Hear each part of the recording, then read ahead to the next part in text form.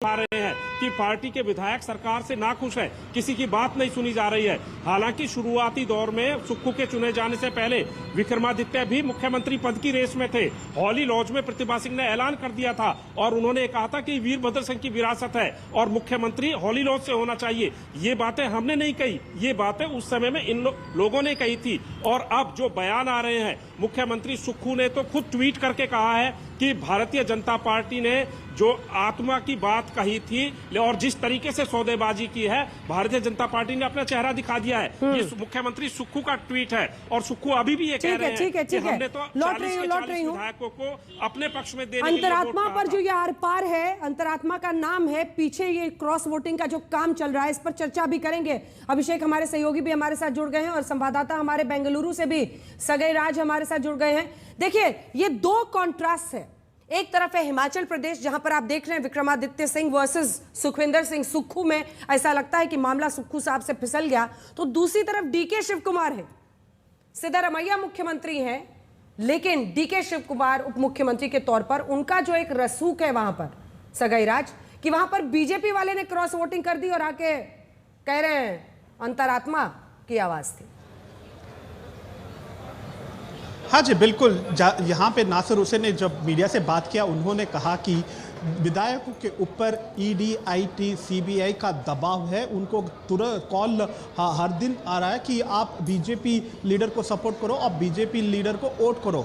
मगर इधर कर्नाटका में बीजेपी एमएलए ने क्रॉस वोट करके कांग्रेस को सपोर्ट किया है। शायद आपने जैसे कहा कि वो जो मजबूती है कांग्रेस का और स्ट्रेंथ है डीके शिव कुमार लीडरशिप का, शायद वो इन्फ्लुएंस किया होगा।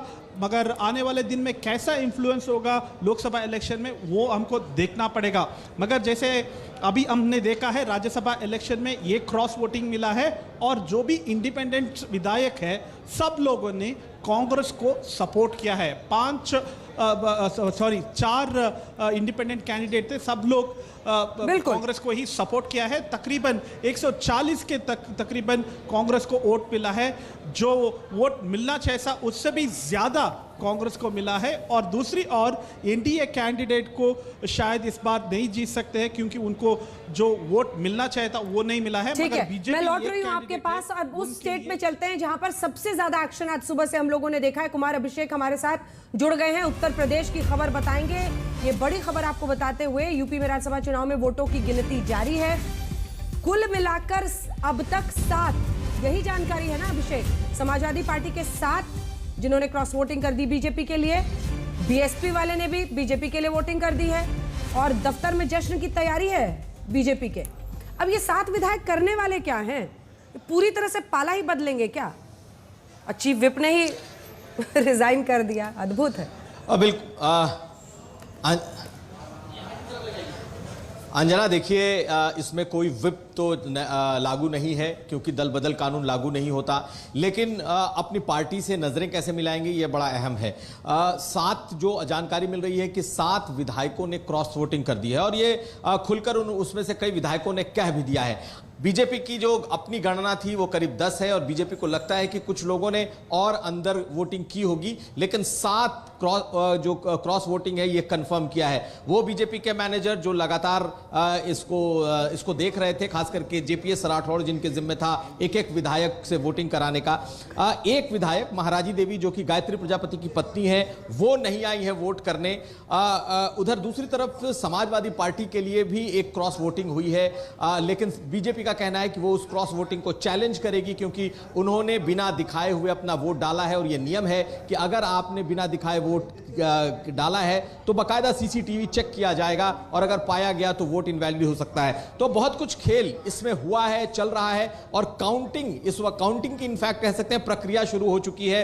बक्से अभी खोले जा रहे हैं, उसको एक जगह किया जाएगा, उसके बाद एक एक करके उसकी काउंटिंग शुरू होगी। अब एक एक करके तमाम जो प्रत्याशी हैं वो भीतर जा चुके हैं और अगले 1 घंटे के भीतर उम्मीद की जा रही है कि रिजल्ट आ जाएंगे। ठीक है, आप तीनों बने रहिए हमारे साथ। जैसे ही कोई भी सुगबुगाहट आती है नतीजों को लेकर, आप इशारा कीजिएगा, फौरन आपका रुख करेंगे। राजनीतिक मेहमानों का आप रुख कर लेते हैं।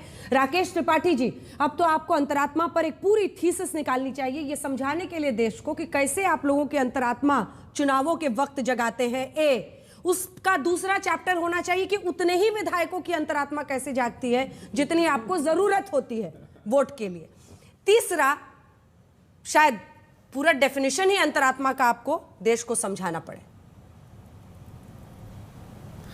देखिए अंजना, लोकतंत्र में जनता जनार्दन होती है, जनता को ही हम परमात्मा मानते हैं और परमात्मा के मन को जनप्रतिनिधि समझने का प्रयास करते हैं। जनप्रतिनिधि ये महसूस कर रहे हैं कि प्रधानमंत्री नरेंद्र मोदी जी की गरीब कल्याण नीतियों के कारण आज जो गरीबों के जीवन में परिवर्तन आया है, आने वाले चुनावों में जनता के बीच में अगर जाना है तो भारतीय जनता पार्टी के साथ ही जाना पड़ेगा। और जो भी जनता से सरोकार रखने वाले विधायक हैं, जो जनता के बीच में रहते हैं जनप्रतिनिधि, वो अन्य राजनीतिक दलों का पाला छोड़ करके भारतीय जनता पार्टी की तरफ आ रहे हैं। केवल विधायक ही नहीं, आप पार्टी के पदाधिकारियों को देखिए, समाजवादी पार्टी के केवल विधायक ही नहीं बदले हैं, राष्ट्रीय सचिव उनके आबिद राजा, उन्होंने भी पार्टी से इस्तीफा देने का काम किया है। यह समझना पड़ेगा अखिलेश यादव जी को कि क्यों उनकी पार्टी के साथ कोई नहीं टिकना चाहता है, चाहे वो गठबंधन अलायंस का पार्टनर हो, चाहे उनकी पार्टी के अपने पार्टी के पदाधिकारी हो, उनके विधायक हो। जब आप विरासत से पा जाते हैं सियासत में स्थान ना, तो यही अहंकार होता है। यही अहंकार आपको राहुल गांधी में दिखाई पड़ेगा कि हेमंत बिस्वा शर्मा जब मिलने जाते हैं तो अपने कुत्ते के साथ बिस्किट खिलाना उनको ज्यादा महत्वपूर्ण लगता है, अपने पार्टी के नेताओं से संवाद करना दूर। अपने पार्टी के नेताओं से संवाद नहीं करेंगे, कार्यकर्ताओं को सम्मान नहीं देंगे, तो निश्चित तौर पर ऐसी अवस्था में एक संवादहीनता बनेगी। और वो संवादहीनता जब जनता का रुझान के साथ जुड़ेगी तो अंतरात्मा जागृत होगी। और इसीलिए आज यहां अंतरात्मा जागृत होती हुई दिखाई दे रही है। हम बार बार इस बात को कह रहे थे, आश्वस्त थे कि 8 के 8 यूपी में जीत करके दिखाएंगे। और अब टारगेट 80 की 80 है। हमने 8 के 8 कहा था, 8 के 8 आज जीत रहे हैं, 80 के 80 कह रहे हैं। आप विश्वास मानिए 80 के 80 जीत कर दिखाएंगे। ठीक है आशुतोष जी, अब आपकी बारी है। आप लोगों को कुछ, मुझे लगता है कि अब आराम से बैठिए। अब आप लोगों को क्या करना है, आप एक थीसिस लिखिए विक्टिम कार्ड पर। ये बीजेपी वाले खरीद लेते हैं, बीजेपी वाले दबाव बना लेते हैं, बीजेपी वाले ये कर लेते हैं, बीजेपी वाले वो कर लेते हैं। पूरी थीसिस लिखिए, चैप्टर दर चैप्टर उसमें जोड़ते जाइए, क्योंकि इससे तो भला होने वाला नहीं है। आप लोग जो बैकडोर मैनेजमेंट कर रहे थे उसमें आप फेल हुए हैं, क्योंकि आप लोगों ने भी कसर छोड़ी नहीं थी लेकिन असर नहीं हुआ। आप लोगों ने तो राजा भैया तक के पास अपने प्रदेश अध्यक्ष को भेजा था, फोन पर बात कराई थी। कुनबे की कलर रोक नहीं पा रहे हैं।